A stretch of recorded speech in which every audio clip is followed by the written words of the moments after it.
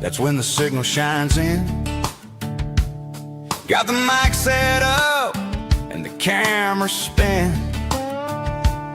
Grab a coffee, pull up your chair, join the drive. 'Cause the only place to be on a Monday night at 9 is right here, alive.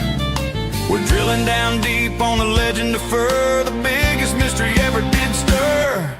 It's Sasquatch Watch Radio. Tune into the same with Gary Kendrick hosting with King.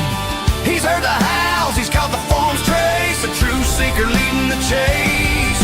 Something stirs out in the shadowy wood. Let's uncover it together, just like we should. The team is geared up, the map is laid clear.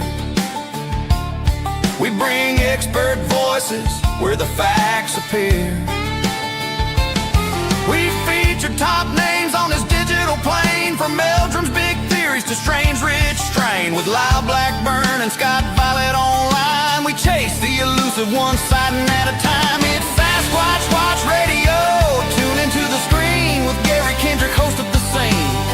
He's heard the howls, he's seen the dark form, a true eyewitness leading the storm. Something is lurking out in the dark wood. Let's find it together, just like we should. We give you the legends, the truth laid raw, and a unique track for the tale of the law. So subscribe to the channel, heed the lead. We're planting knowledge, pulling up the weed. Yeah, Monday night, 9 Eastern, YouTube Live. Sasquatch Watch Radio, where the quest thrives.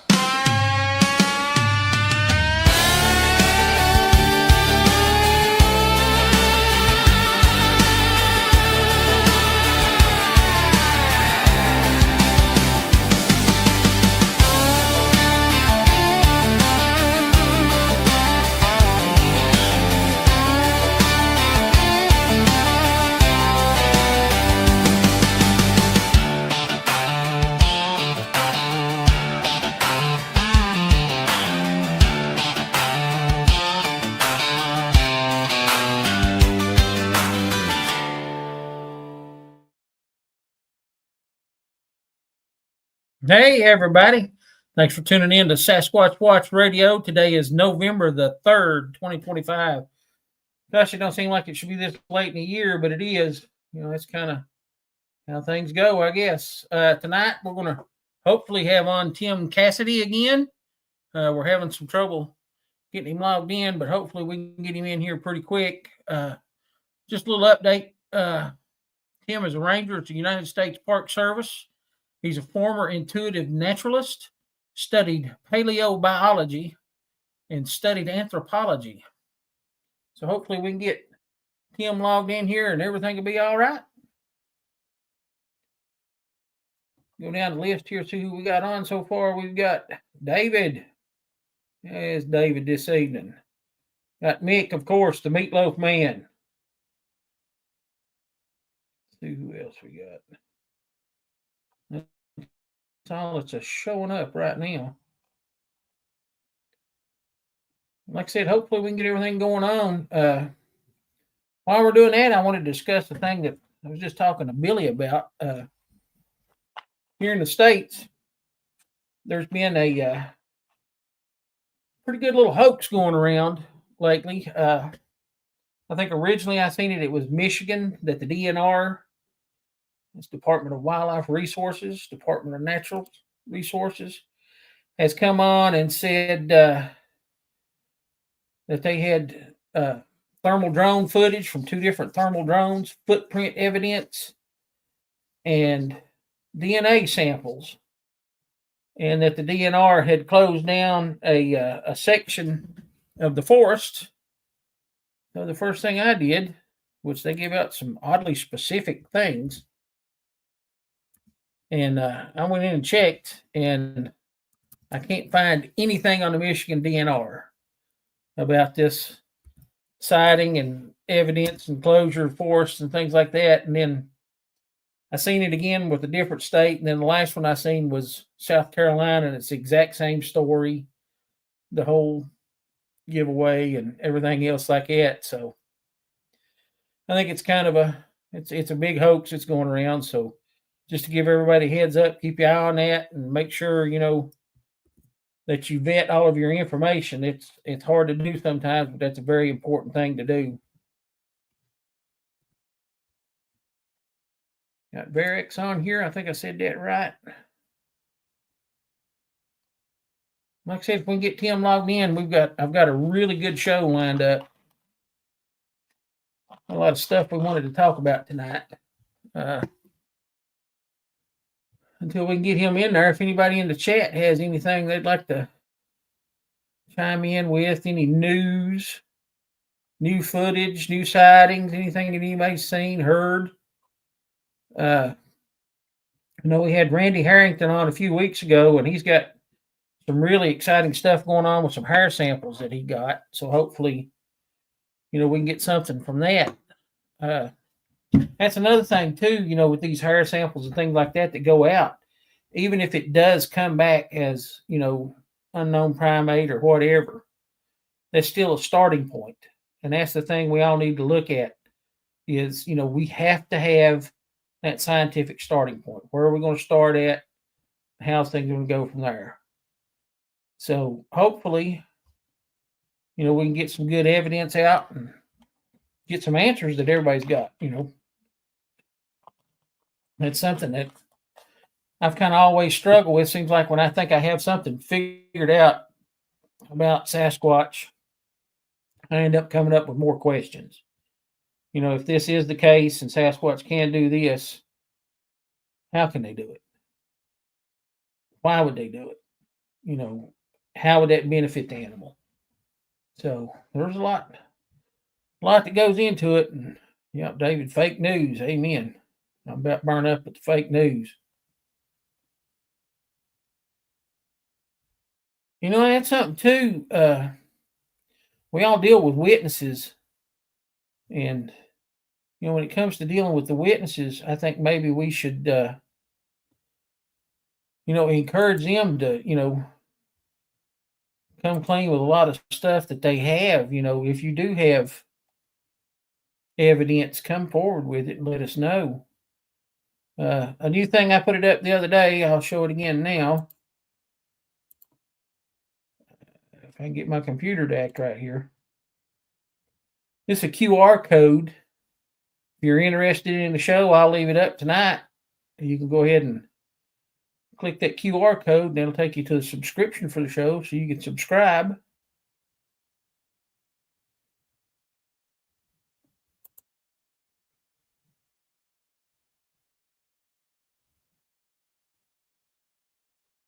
And of course, like and follow.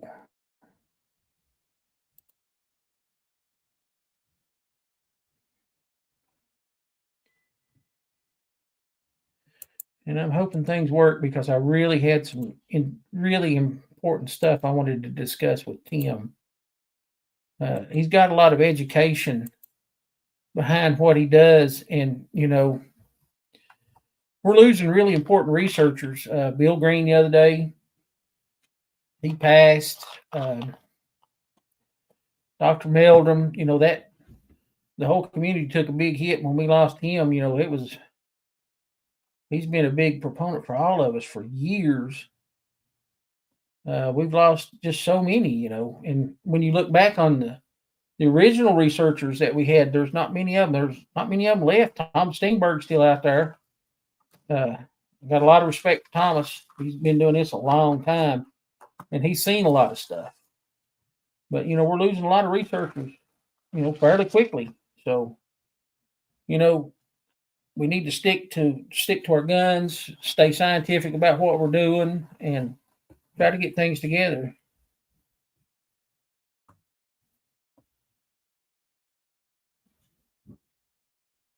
That's a pretty good idea. Mick says, since we make those songs with AI, maybe it would be worth having a memorial page section where we could post them. It's a good idea. Yes. I don't know yet. Having trouble logging on. Like I said, hopefully things will go good. We can get Tim on here.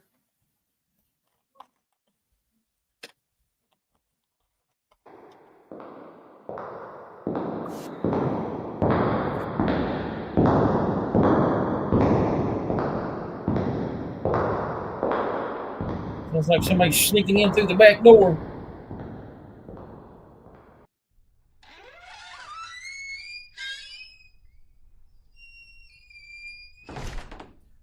Yeah, I found a door here in the back of your house too. Sweet. Feed the dogs while you're there, would you? I did. I already took care of it. I think one of them's missing. Sasquatch came and got it. Oh, if he took one of those dogs, he'll be bringing it back. I'm here to tell you what right now. I'm sure. But no, to answer Mick's question, well, it wasn't really a question, but it was a comment. We do have a page on our YouTube channel called SWR Songs. Now, of course, that's all the songs kind of put together, but all the songs that we do for the guests as well as the tribute songs are on that channel. Let me see if I can pull it up while I'm here. Hold on a minute. I think there's a playlist. I gotta remember how to get to it. It's terrible. I can't even remember. Oh well, I'll figure it out. But yeah, this technology thing's not my bag, brother. Yeah, and so far, Tim. Okay, he's logged back in because I see he's looked at the message. So we'll see if he gets in here. I hope he comes in because I know you got some good questions. Yeah, and like I said, he's got a lot of education with him, and that's something that's really going to make for a good show if we can get him in. Yep.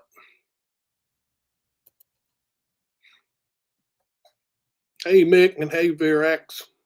Thanks for the acknowledgement.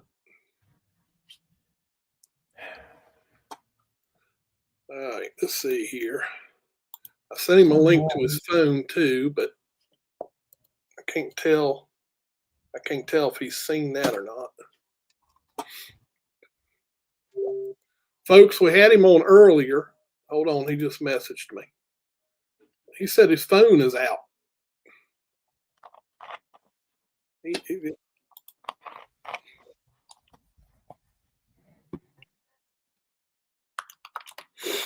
see. Have you tried your laptop again?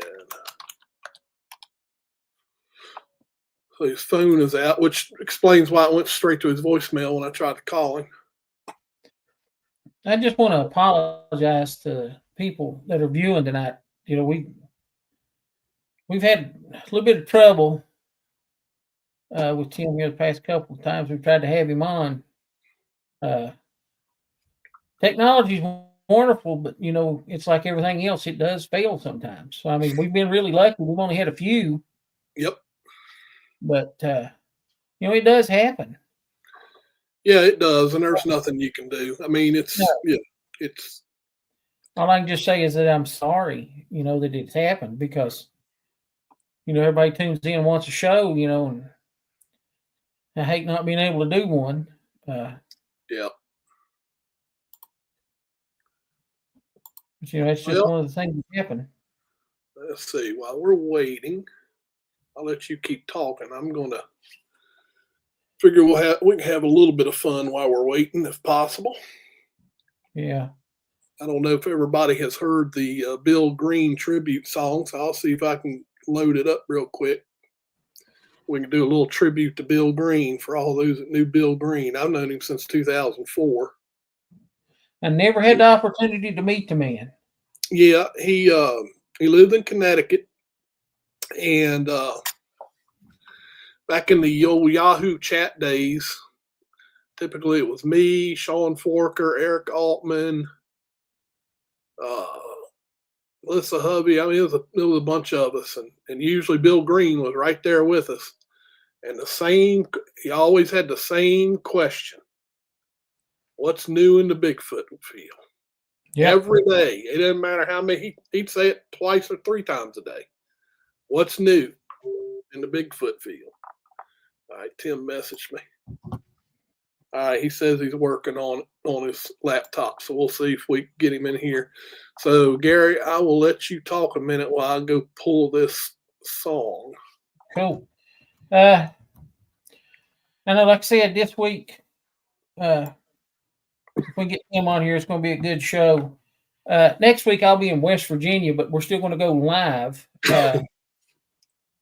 I've got some things planned. This time I will be using my own internet while we're up there. Last year we had some trouble, but I'll be going to it's a hunting preserve. Me and my son and my wife's dad, we go up there every year. This is our third year in a row, and we go up there on a hog hunt, and it's a really wonderful place. It's it's not a sponsor. I'm going to start off by saying that. They don't have anything to do with my show. But it's in Greenville, West Virginia, and the place is called Mountain Meadows Hunting Preserve. And if you are in the West Virginia area and you want a wonderful hunting experience, I'm telling you now, I can't think of a better place.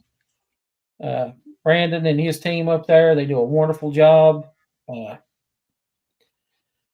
It's kind of, I'm not going to lie, it's kind of expensive, but it's well worth going. I enjoy it, and it's nice to have some time with your family, me and my son and my father-in-law. Nice to have time with your family when you're doing stuff that you all enjoy doing. And any time that you spend outdoors is wonderful. And this guy has absolutely everything except woolly mammoths if you want to hunt. It's not uncommon that you walk around the corner and walk up on a herd of elk or a herd of European red stag or a herd of Jacob's rams. Jacob's rams really fascinate me because they have 4 horns. They have 2 sets of horns. And they're phenomenal. They're a really old sheep breed that's gone feral, over the years. But they're from biblical times.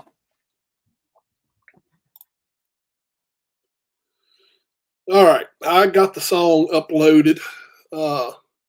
So while we're waiting here, let me see here. While we're waiting, David, that's not in Tennessee. It's up in it's Greenville, West Virginia. It's a little north of Roanoke.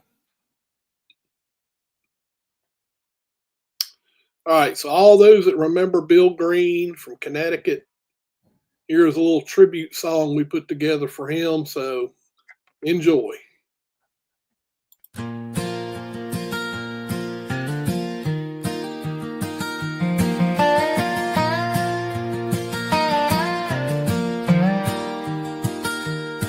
From Bristol, Connecticut, a good friend we knew, a warm heart and kind spirit, loyal and true.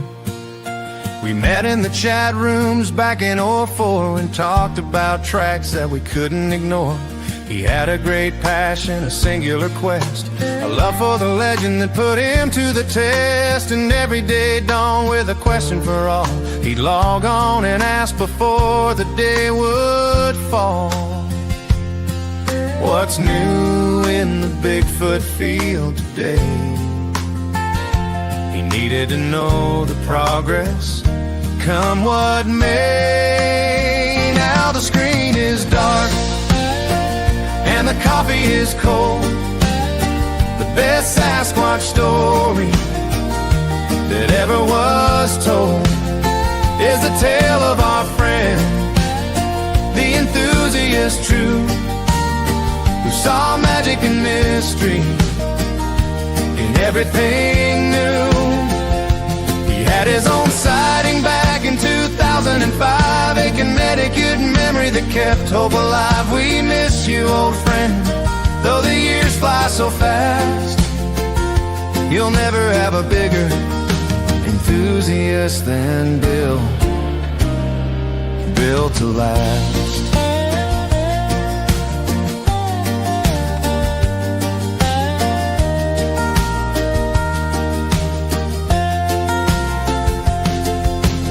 treasured the posters and shirts on the wall, the clocks and the trinkets, he cherished them all.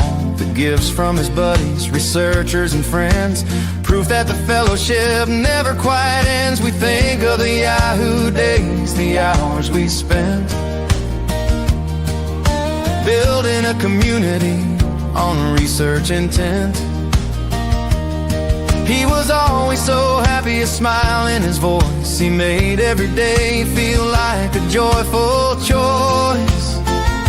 He'd pull up a chair with his Dunkin' iced coffee so sweet and listen for hours to the sound of the feet. He stood for the truth, for the wonder unseen, the spirit of seeking, humble and clean. Now the screen is dark and the coffee is cold. The best Sasquatch story that ever was told is the tale of our friend, the enthusiast true, who saw magic and mystery in everything new.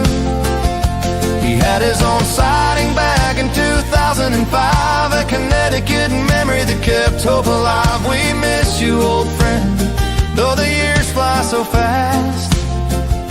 You'll never have a bigger enthusiast than Bill, built to last. Rest easy, Billy Green of Bristol CT.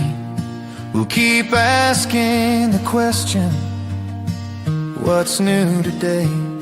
And we'll raise up a cold cup and we'll think of you.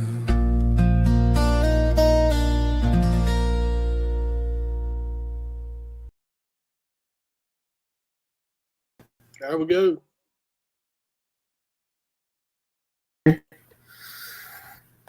Tim, can you hear me?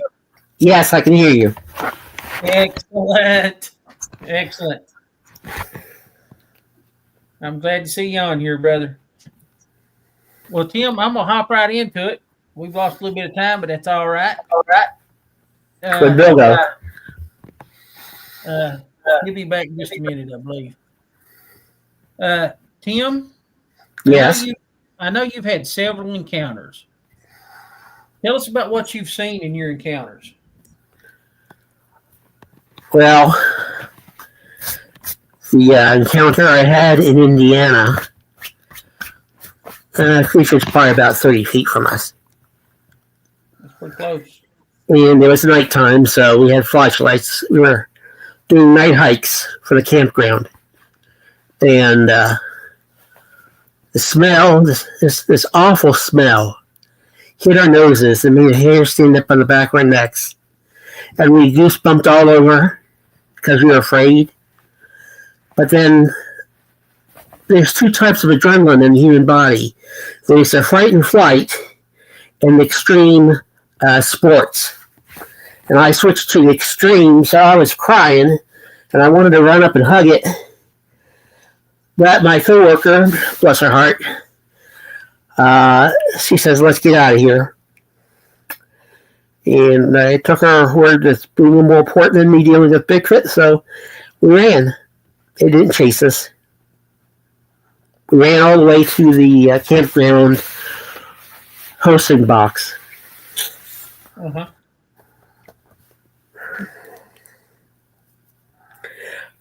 As far as other encounters, had one in Pennsylvania at Keystone State Park. And we heard chest thumps, we heard growl, and we heard logs breaking. And since there were three of us, we had other folks back at the campground. In fact, there's probably about 20 or so people in the campground. We booked it on down, and there's no way I could have kept it secret. So we ended up going out with 20 people. And found a nest, found an egg, a bone pile, dead deer and raccoon. And the smell hit me. But I got excited. I knew what was going on. Poor Sean Forker, first time he ever smelled one, and he was he was so scared. He lost the ability to do a lot at that point. He's just standing there stammering. And the Bigfoot ran past all of us.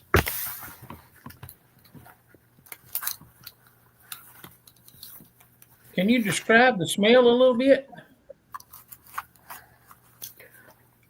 Rotting meat, sulfur, dead fish. Mix it up. Mm-hmm. See, I've never experienced the smell myself. I've had an encounter, Class A sighting, I guess you'd say, but I've never experienced there was no smell. Well, there's a challenge in that. Mm-hmm. You can't always smell how it affects you. The smell of the molecules are in the air, and your body is reacting to them, but it's not getting you into a fight and flight kind of style of tension. So you're not always going to smell it. I smelled a Bigfoot pheromone chip once. Only once. Burned out the hairs in my left nostril and left my right nostril perfectly open and clear. But that left nostril really burned. This human smell is a very unique and very special aspect that we don't quite understand everything about. Mm-hmm. Yeah, I'm fascinated by it. Like I said, I've never had any encounters with it. Tim, my next question is kind of strange, and I'll explain it as we go along. And I try to ask all the guests this because I try to get into the headspace of each individual guest and see what they're thinking. Mm-hmm. The question is animal, mineral, or vegetable? Animal. Do you think that Bigfoot is a living, breathing animal? It's a living, breathing animal. Yeah, that's kind of, I'm in the same boat with you there. I really do believe that. I've never encountered any supernatural phenomena of any kind dealing with Bigfoot the 47 years I've been in it. And that's something too. I've had some odd things that's happened while we were researching Bigfoot, but I can't say that they're Bigfoot related. Right. I think a lot of people have trouble with that because they think automatically that, once It's you have Bigfoot activity, everything is Bigfoot related, but that's not necessarily true. You brought that up 40 years. I know you've been a solo researcher for a long time. What do you think are the advantages and the disadvantages of doing solo research? Well, solo research takes a lot of confidence, especially if you're trying to find Bigfoot, to be honest. I rarely go out by myself anymore. I usually go out with groups. Yeah. Part of that's because of my physical problems. And I can find things on my own. I don't have people to confirm what I'm finding, but I record it, take pictures, record some more, the following, to the point where the footprints stop. Mm-hmm. And usually it's at the edge of a private property at that point, and I can't cross lines like that. Yeah. And, that's an important thing, too. Private property, and speaking from my own experience with private property, can be a touchy subject. It can be a real touchy subject. Tim, I know you've got a lot of stuff with your name. Intuitive naturalist, former U.S. park ranger, studied paleobiology, which I think is wonderful, and anthropology. Now, that being said, do you feel that there's some type of fossil evidence that's out there for Bigfoot that we just haven't found yet? Yes. And it's kind of like if they bury their own, we're not going to find it very easily at all. And there's so much land out there that trying to pin one down is very hard. Mm-hmm. And with that subject being brought up, I'll throw this out there too. I think now they call it Homo neanderthalis, but the Neanderthals. there is physical evidence. There's fossil evidence and things like that Yes, sir. Neanderthals bury their dead, and there is also evidence that Neanderthals also butchered and ate other Neanderthals. So I think that we might be dealing with a twin scenario as far as Bigfoot goes. It may be burying its dead too, and then depending upon the resources that are available, it may be eating its own dead. I believe. Stone giants from the Iroquois. Yeah, that's a big legend. I've read quite a bit on that. A lot of these legends started right after Cahokia, the large pyramid that's over in Illinois. The heights of the prosperity of the people. Things went wrong. The city got split, and people just went with groups of each other, and they formed tribes and started working their way to places where it's wilder. And I think that's where they met Bigfoot. And I can't say much more of that because I have no idea exactly what would happen. I've read quite a bit on the stone giant legend, and there is an Iroquois legend that the stone giants would rub on pine trees and get covered in sap, and then roll in the creek bottoms and cover themselves in rocks, is where it got the name stone giant. And they said that they did that to keep the Iroquois arrows from piercing their skin. I've read quite a bit on that. Based on your work and the degrees that you have and things like that, what evidence do you think it will take to prove the existence of Sasquatch? A body.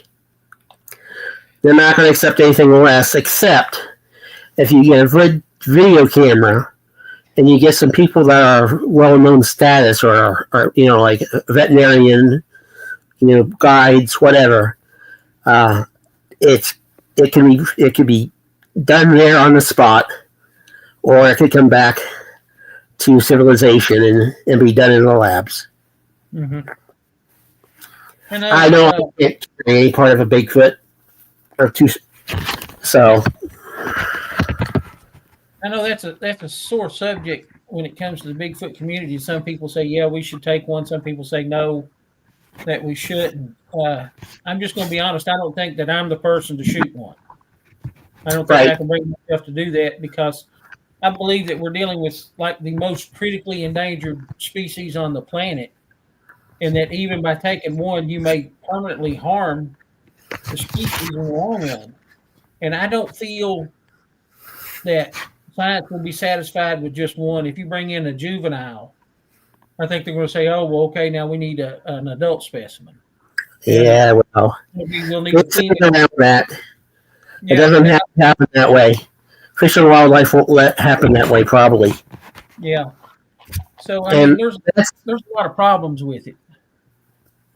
And that's something for folks to think about. How are you going to deal with the backlash from environmental people and Bigfooters and everything if you brought in a piece of Bigfoot because you had to saw it off because you had nothing else to carry?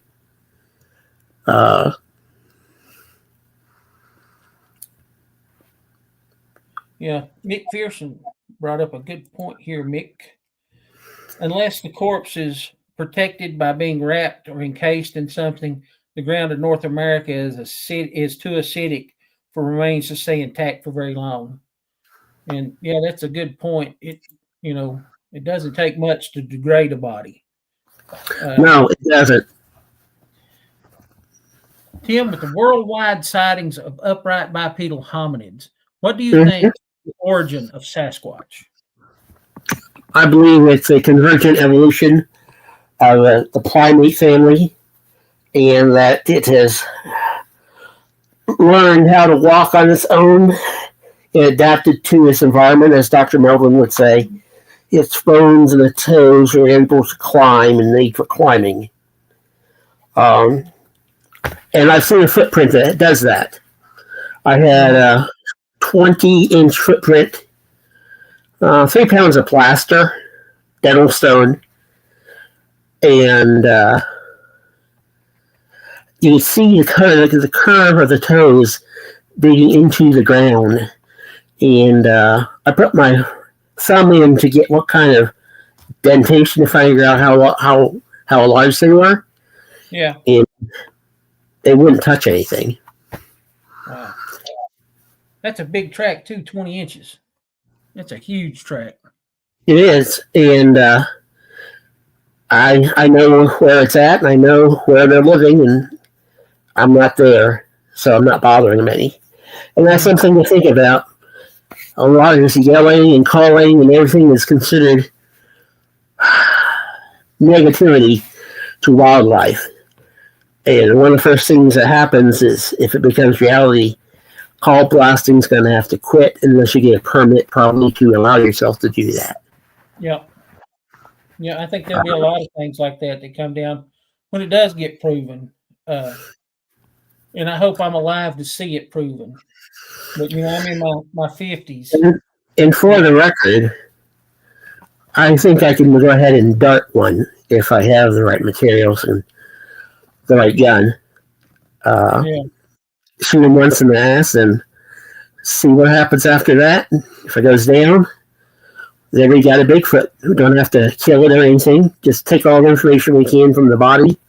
Take blood samples, hair samples, scat samples, fingernails, whatever. Just get it all. And then carefully wake it up when you're done. And that's a really interesting point that you brought that up. And I'm really glad that you brought that up. I'm going off script here. I usually write down all of my questions, things that I'm going to go over, but you brought up a really valid point that I've thought about for a long time. If we can dart an elephant and treat an elephant for some type of disease or get biological information from this elephant, why can't we do that with a Sasquatch? I've thought about that. Shoot them. And that's a good point. I'm glad you brought that up. I've got a lot to think about on that one. When I was at college, I trained on how to use a tranquilizing gun, a dart gun, and I can do it. I have some experience as far as the medicinal aspects that need to be taken care of, but I think I'm going to need a veterinarian or a specialized person to come in and help with the situation and make sure it's treated right and not. I'm just going to say it'd probably be a little bit more dangerous than darting a line, because if that sucker comes to while you're still working on it, that could be a rough situation. It'll be like a grizzly bear. Same thing. The first grizzly bears they shot, they had no idea exactly how much they needed.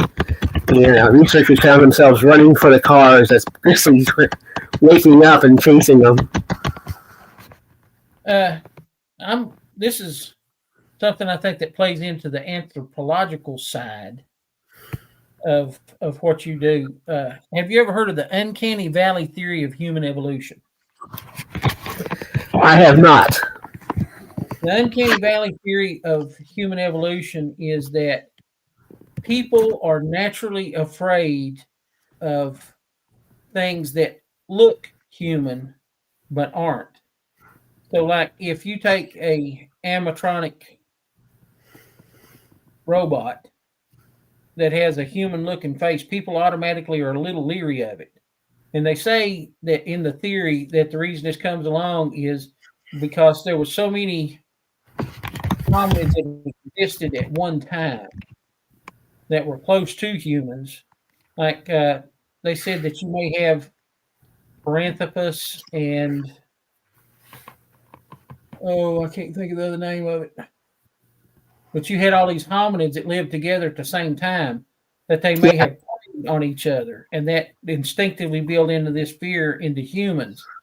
Now, with that being said, how do you think that plays into Sasquatch research? Gosh. That's a tough question. I think basically what I'm trying to ask here is you think that using this uncanny valley theory of human evolution, that might play into some of the fight or flight symptoms that people have, or some of the instinctive fear that people have of Bigfoot just based on his physical. I mean, it's instinct. The smell causes your instincts to kick in. Yeah. Everybody's different. The smell could be different to another person. There's a lot of possibilities in crossing ways. I tell you. It's It's an interesting theory. Thank you. It is an interesting theory. I've looked at this theory a lot, and I think it does play into a lot when it comes to Bigfoot research on how people react when they have a sighting. Like in my own personal sighting, I've talked about this a million times, and I apologize to the guest for bringing it up again. But there was another person in the vehicle with me when we had this really close. It was like 3 feet from where I was sitting at in the vehicle. And the other guy that was in the vehicle had a completely and totally opposite reaction than I did. Exactly. My initial reaction was fascination. I wanted to study it. I wanted to know about it. I wanted to learn all I could about it. The other person had the completely opposite reaction. His was total fear. He didn't want nothing to do with it. He won't even talk about it. That's when almost 20 years ago, and he will not talk about it. Yep, that's the coworker back at Monroe that experienced the same thing that I experienced, and she quit. Now, I know you've worked in a naturalist position. That's kind of unheard of, to be honest, because once you get one, you'll want to stick with it as long as you can. Yeah. I'm assuming this was a federal job too, wasn't it? No, this was state. Was it state? I worked for the state for 6 years, and then I moved over to the feds and worked with them for 9 years. Well, now, I know, like I said, I know you have worked off and on in several different states, not just Indiana, but you worked all over. And with that being said, what do you think is the best place for Bigfoot? Well,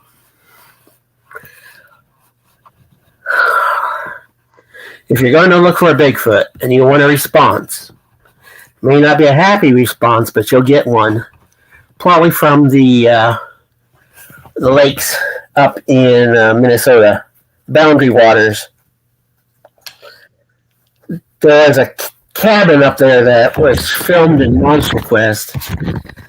They had Meldrum come out, and he took samples off a board that had blood on it, something that stepped on these nails. Because they put out to stop things from getting into the cabin.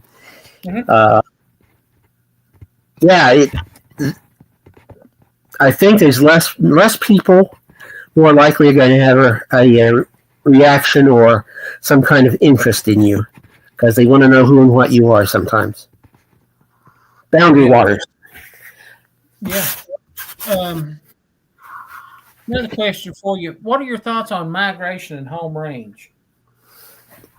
Well, my encounter in Pennsylvania at Keystone State Park, we heard several calls, and one was like a double caw or a crow of a crow. You're cawing like a crow, but it was definitely primate in the making of it. So we first thought that maybe someone was playing with us. Well, they weren't, and I found out that in West Virginia, I've had a Bigfooter report that he's had crow calls from a Bigfoot, and another from Virginia.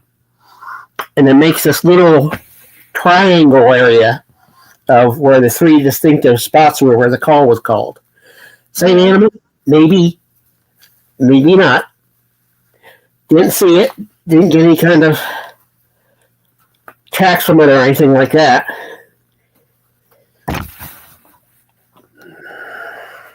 Now, I know I've never had the crow call, but yeah, there's a caw, caw. It sounds about like I did it. Yeah, it was, except there's a larger voice. I've never had one crow call at me, but I heard an owl call. It was a mimic. I know it wasn't an owl because if it had been an owl, that owl would have had to weigh about 400 pounds. Really deep. You could tell something was trying to imitate an owl. But it was really I took a stick. and it was really, really deep. And it was just kind of instead of going like an owl, would go, instead of doing that, it was kind of like a ooh, ooh. And I was like, that's not an owl. That's not an owl at all. But yeah, I've never heard the crow, but I have heard an owl like that. So it's either a learned process or it's the same individual that is making those sounds. Has an area that maybe 200 miles or less that's walking around in, and maybe that's its territory. When it comes to the migration and home range, my own personal thoughts is that Sasquatch does have a home range, but it also migrates within that home range. And I mean, like I said, we don't really know how big their home range would be. I mean, every animal has their own individual home ranges. Like a white-tailed deer may have a 15-mile home range. You have to have about 30 acres of land for them to show up and stay. Mm-hmm. And if you have less than 30 some acres, things are going to happen. In fact, up at Lummi Reservation in Washington, they had at one point 30,000 plus acres on the reservation. Mm-hmm. And they had Bigfoot activity. But the Bigfoot didn't do anything. It didn't bother anybody. They kept developing it, and it dropped to 20,000 people in the area. Or 20,000 acres in the area, something like that. And they started getting interactions. Things began stealing food, especially smoked salmon right out of the smokers. They'd reach over the top, reach in, grab it, and away it went. That was also the area that they had the car chase on the sheriff. He cornered it in the local... I'm having a hard time talking. I apologize. That's okay, Tim. Garbage dump. And they were feeding at the garbage dump. And the male came at them. They didn't figure their guns were going to have any effect on it, so they ran. Got in the car, and it was beating on the back of their car at 35 miles per hour.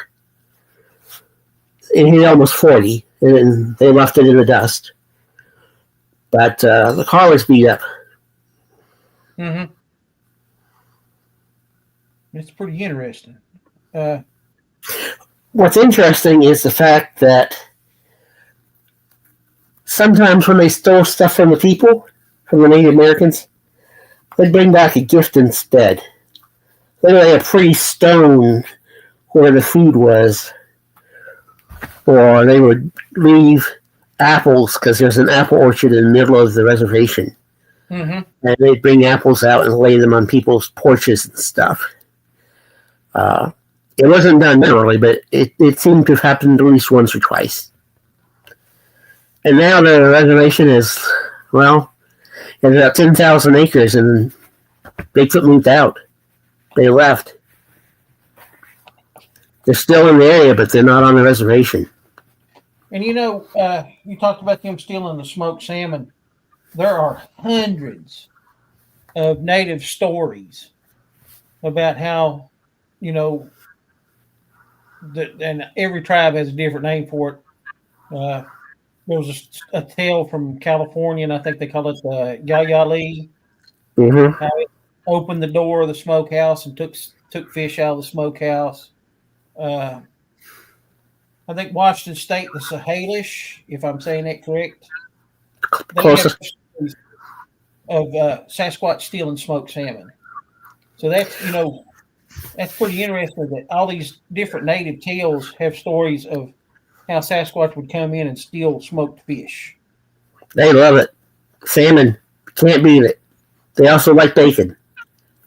I think it's got a lot to do, too, with, if you're smoking any kind of fish, I don't care what kind of fish it is, it's putting off a huge area of smell. Sure. And it's not going to just, draw in like it will possibly draw in like any other predators, bears, maybe mountain lion, whatever you have in that area. And I think that has a lot to do with it, just the smell. my Yellowstone studies, there wasn't a lot of Bigfoot sightings reported at Yellowstone to the rangers. One year they had somebody dress up and walk across one of the major areas where people were, where they still kept their sneakers on the Bigfoot costume. You had to know it to see it. Yeah. Predation on Bigfoot. It can happen. Especially if wolves and dogs don't like Bigfoot at all. Wolves would probably, I have no idea what they do. Cougar would go ahead and just fight if they needed to. They wouldn't be a big kid. They wouldn't be going after the big ones. They're going after the small ones. Mm-hmm. And once they got a group together and they had young ones with them, they were prepared for almost anything at that point that they could pull off to. You know, and I think that may have a lot to do with why Bigfoot doesn't like dogs. I think that, you know, the whole scenario of wolves taking young may have something to do with that. Well, I have no idea how Bigfoot reacts to a dog except he gets angry. I know that dogs are scared. And I've seen it. I've seen dogs go scared. And it is what it is. I mean, suddenly a dog decides it's not going to do what it's supposed to be doing. It's not sniffing anymore. It's time to get out of there, and they go once they realize the smell. Yeah, there's lots of stories about how dogs will and I mean, really like world-class hunting dogs. Mm-hmm. See it and just refuse to track it. It's got to be trained. It's got to be taught at a young age to recognize whatever the smell is supposed to be. And that's kind of bad because you can't make an actual smell that registers with Bigfoot yet. Mm-hmm. Which is why I'm working on, what's it called? PSM, huh? Like a pheromone type thing? Yeah. You can catch pheromones in the air and collect them. Mm-hmm. And they have little Q-tips, whatever, you take it, expose it to an area you want it to catch, put a tip on it, take it back to the lab and put it into a seismic, I can't think right now. Don't feel bad, brother. That happens to me all the time. Yeah, but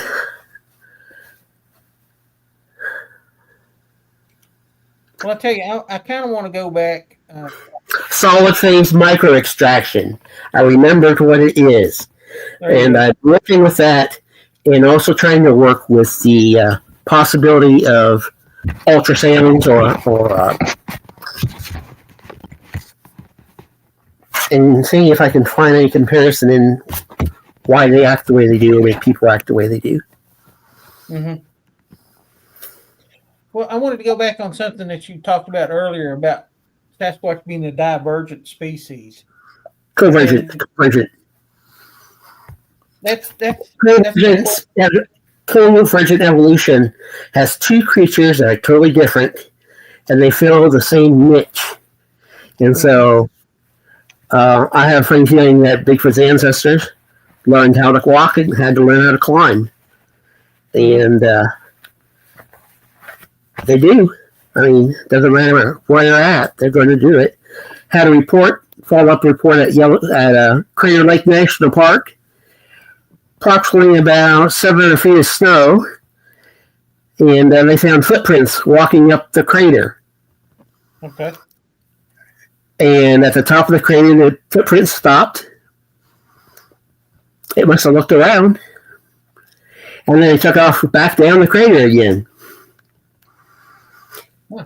They have senses that we don't tune into sometimes. And art, I have seen art done by a young Bigfoot with nothing better to do to play with sticks. And they have their I can't say it. I'm sorry. That's okay. When you talking about the art, were you talking more like stick structures, small stick structures that's been made?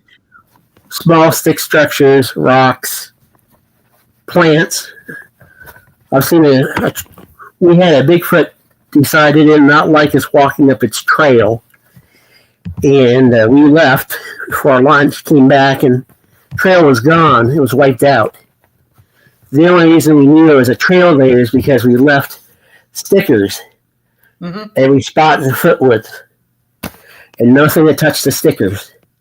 But it touched rocks and soil and dropped 20-foot trees down on this trail. And it did not want us going up there. Wow. I've never seen anything like it in my life. Eric Altman is there. He never seen anything like it in his life. David P. Gargison was there. May he rest in peace. Among others. You think that was some type of warning, hey, don't continue up this trail or something like that? The thumps on the chest, the growls, the breaking of logs are all things that primates do when they're starting to get aggressive. And so dealing with those sounds means you have to deal with a creature that maybe a little bit more be worried about, not. And we took a lot of care not to get disturbing them and trying to get to see them at that point. And that's another theory that I have too, is aggression. I feel that rock throwing incidents is a form of passive aggressive behavior by Bigfoot, and when I'm involved in like a rock throwing incident, I back off because I think it's only going to escalate. The aggression will escalate from that point. I don't want to be put in danger, and then again too, I don't want the interaction to be a negative type of interaction. I'm more interested in having kind of a positive reaction. Yeah. Hard to get that sometimes. Yeah, it is because, and I hate to say it, but, a lot of researchers will, once they get, any type of interaction, the first thing that they want to do is try to run at it or try to get as close as they can to it or anything like that. That's not safe. Yeah, and like I said, I'm more interested in having a positive type reaction than that negative type of reaction. Well, Tim, I want to take just a minute. We have created you a song. Oh, okay. I'd like to play part of that song for you. So thank you. We're going to do Tim's song here.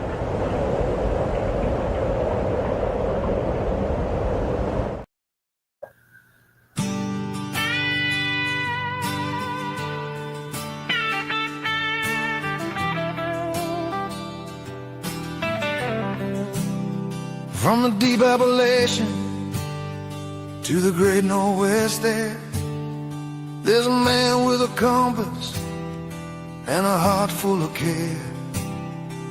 He walked the wild trails as a national park ranger, facing down silence, defying the danger.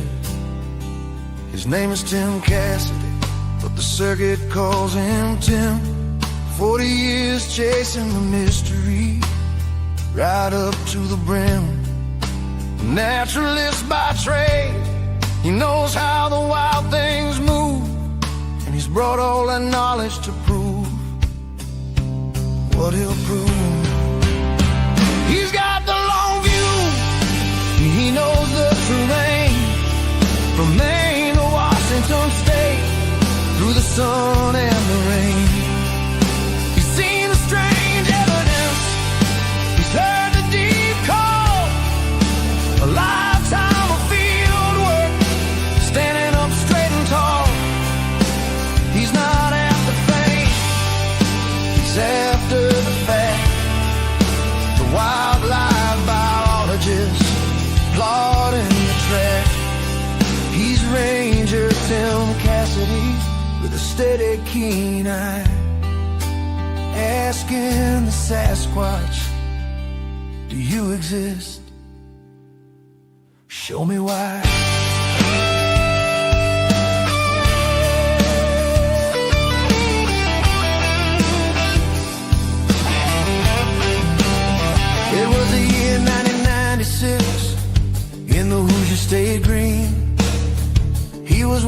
park as a naturalist serene. Then the air broke with something, a shift in the sound. His first encounter when the creature was found. Now the textbooks were silent, the rules were all bent, and a life of research on a new trail was spent. He travels and lectures, shares what he knows, from the old radio shows to the crowds where he goes. It takes more than a hunch, it takes patience and grit to stay on the edge where the shadows still flit. His knowledge of nature, his professional grace, helps him read the dark forest and find the right place. He's one of the veterans. His time in the field gives way to the evidence, the secrets revealed. He puts on his boots, he loads up his pack, 'cause the truth of a Sasquatch is calling him back. He's got the long view, he knows the terrain, from Maine to Washington State, through the sun and the rain. He's seen the strange evidence, he's heard the deep call, a lifetime of field work, standing up straight and tall. He's not after fame, he's after the fact. The wildlife biologist plotting the track. He's Ranger Tim Cassidy with a steady keen eye, asking the Sasquatch, do you exist? Show me why.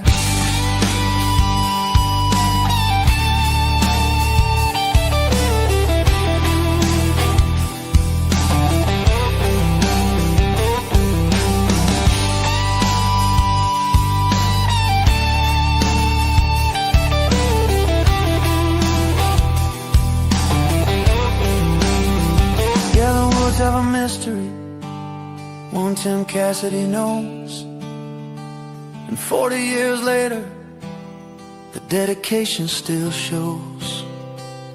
Go on, Ranger Tim.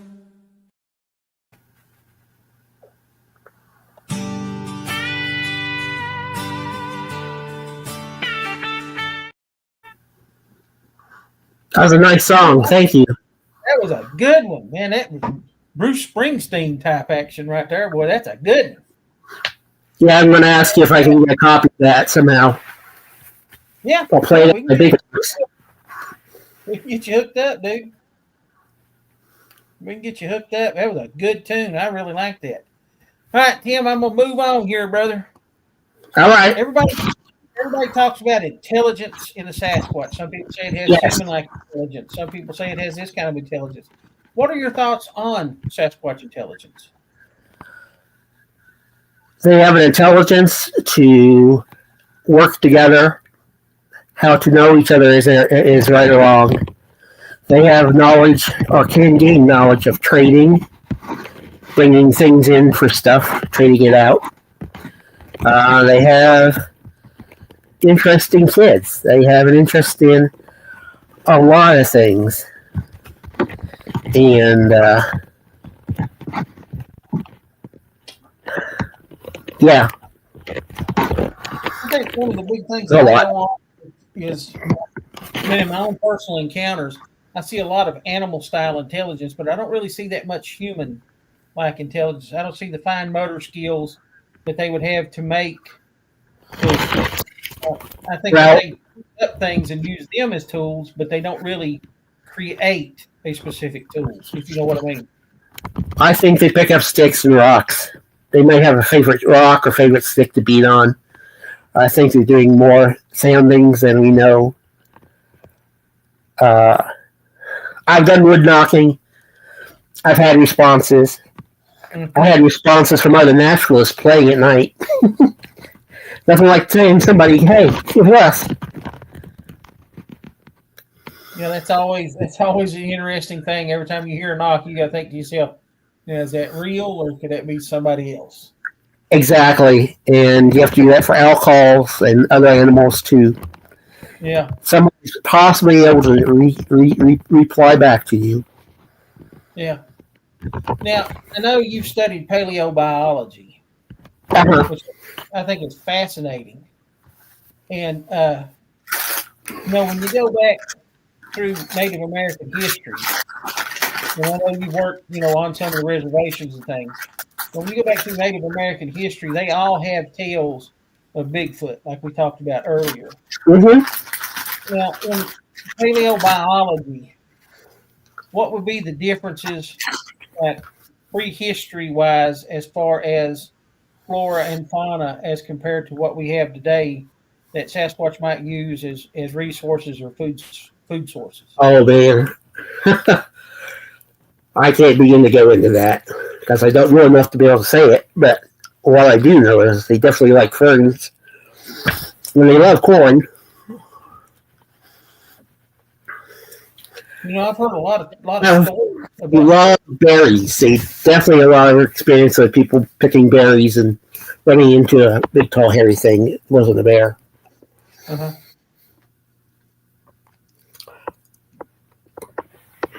But I'll say this once: don't press them. Don't try to get them out of their zone. You need them to stay where they are, and that way you can stay in touch with them. Yeah, that's kind of, I think, along the same lines too. As far as, like I said, with the positive interaction, I think that they get enough negative interaction, on their own, and like when you go back, like I said, into prehistory, there was a lot of species that were a lot different, here in the U.S. that people don't. What you have to wonder about is the fact that North America had so many predators. Oh yeah. The last of the Ice Age, that Bigfoot was probably very, very aware or very wary of his surroundings. And then men came into the picture, and there goes Obey. Yeah, I mean, like when you think about it, there were such things as the giant short-faced bear. You had North American lions. You had Smilodon. Yep. Imperator, Smilodon Imperator. Yeah. I mean, there was a lot here just within the U.S. and Canada too, and of course, prey species too. As far as that goes, you had the longhorn buffalo, longhorn bison, whatever you call it, North American camels, things like that. Mm-hmm. I see Sasquatch being more of a thief when it comes to something like that as necessarily hunting. Yeah, I mean, they're not doing thieving because they want to do thieving. They're doing it because they want the resource. Mm-hmm. I don't think that they're thieving it at all, to be honest, except maybe between themselves and occasional human something. Yeah, I mean, it's when you get to looking back, there's a lot of interesting facts that people kind of leave out, and they say, oh well, there's no fossil evidence of primates here in the U.S. But when you think about it, there was a lot of people would have a hard time believing that there were camels in the U.S. or that camels originated in the U.S. Camels originated in the U.S. and developed into llamas and guanaco. I can't say it. The animals in South America that we use for carrying things and milk and whatnot. Mm-hmm. I mean, it's got a real history, and I think that that's something that a lot of people ignore. But when it comes down to it, it's not just people that started in the 1950s and the 1960s talking about Bigfoot. There's people that talk about it all the way through, the history of human beings in a sense, Now, with that being said, we talked about the stone giant earlier. There's some researchers that believe that there's only one type of Bigfoot, and some people say that there's multiple like subspecies of Bigfoot. What's your thoughts on that?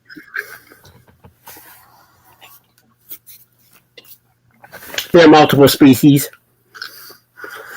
Mark Hall, in his research in his time as a cryptozoologist, worked out there are 3 types. They stay in the same biomes. They're in different biomes from each other. The biggest ones are ones that come from the north, from the Arctic, and down into Canada and Siberia. Call them giants. They're carnivorous, and they've gotten prints off at least one of them somewhere. It's talking like 22 feet, 22 inches. No. I can't. I apologize. I'm having a challenge right now with my speech. It's okay, Kim. It's okay. I mean, like I said, going back through it, there's a lot of evidence that might support that there are different species. This is not just a Canada, U.S. No. And this is a worldwide phenomenon. And, I don't think that Sasquatch here in the U.S. is the same as the orang pendek in Indonesia. Just different species. Yeah, I think it's a separate species. They're primates, but they're not related to each other because they're cousins. That's what I think. And then too, I think that you take things like the rock apes from Vietnam and things like that. I think it's all different species of. I don't want to say different species. They're all related, but they're all individually different based upon their environment. And with that being said, I think that with these different species, they share a lot of the same type of interactions, the same type of, I don't really want to say language. I mean, even though, we do have the Sierra sounds and things like that, and they say that is language, but I mean, they share a lot of the same things, the mimicry, the wood knocking, and the upright bipedal motion, that they all share that. But I don't think necessarily that they're all the same.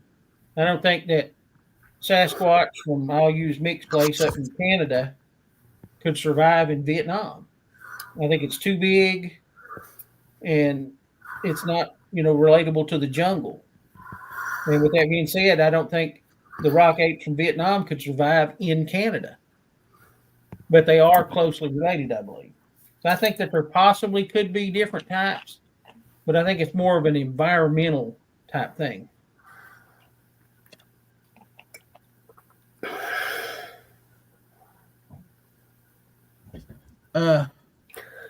With the sightings of Bigfoot being worldwide, do you think they all shared a common ancestor? And what do you think that ancestor might be?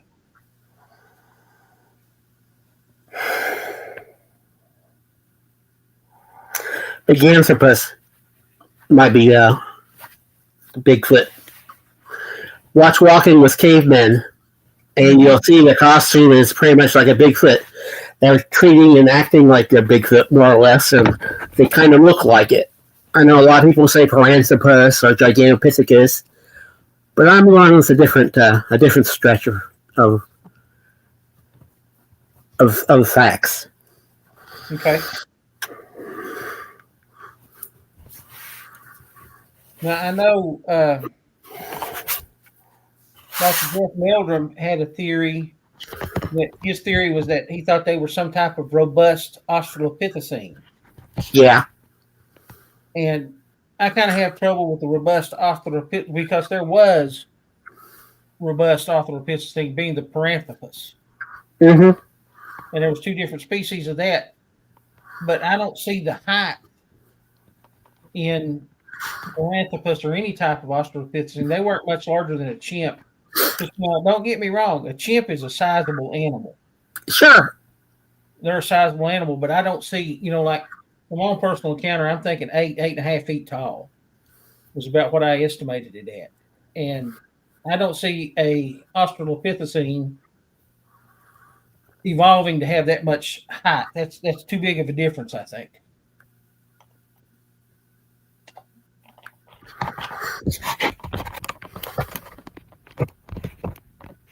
Another thing too, and like I said, I know you've done a lot of solo research and things like that.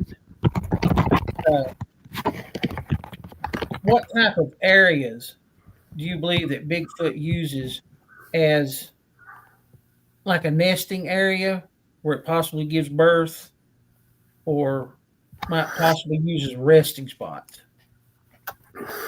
Well, they do make nests, but they don't use them every day, I don't believe. I believe they make a new nest every night. At least that's some of the facts I've just noticed and make note of.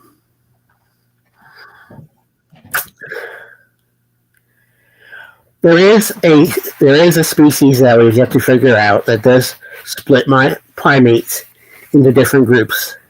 Uh-huh. And right about the time that, not quite at the Ice Age era, but before that, in the last warming trend, had a lot of time for different apes to evolve. And many of them didn't make it.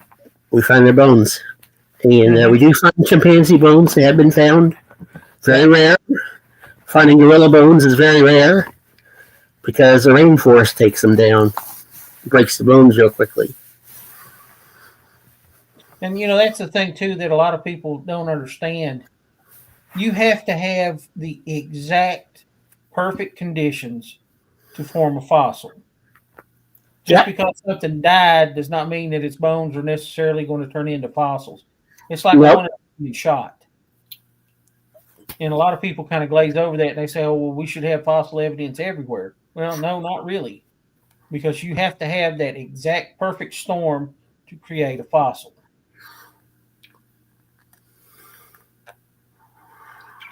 I kind of hope one of these days that we might find something, like you said, that divergent ape species that eventually became Bigfoot, that kind of missing link. It brings bipedal abilities along with man, or the ancestors of man who learned how they're bipedal.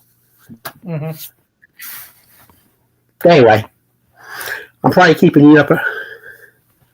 That's okay. Well, Tim, that's all I've got. If you don't care, if you don't mind to hang around just a little bit after I end the show here, we can talk a little bit. I just like to say, everybody, I appreciate you guys coming on tonight and watching. Sean Forker and Rick Altizer, I hope I said that right. Appreciate the likes you guys put up. Sean, it's always good to see you, pal. And I just want to say, everybody out there, be careful, enjoy your time in the woods, and let's keep swatching. Good night, everybody.